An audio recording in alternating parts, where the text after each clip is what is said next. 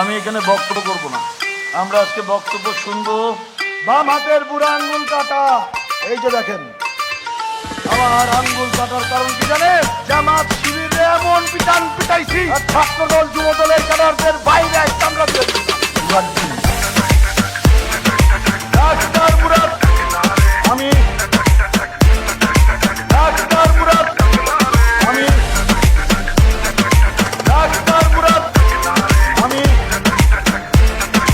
Doctor Murad, আমার নাম শুনলেই আজরাইলের মতো ভয় পায়।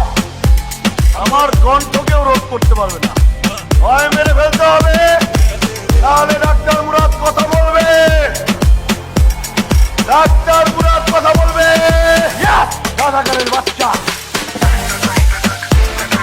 Doctor Murad, doctor Murad, doctor Murad,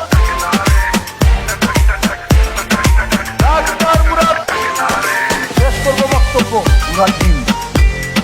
আমি সেই রাজাকারের বাচ্চা, আমি আমি আমি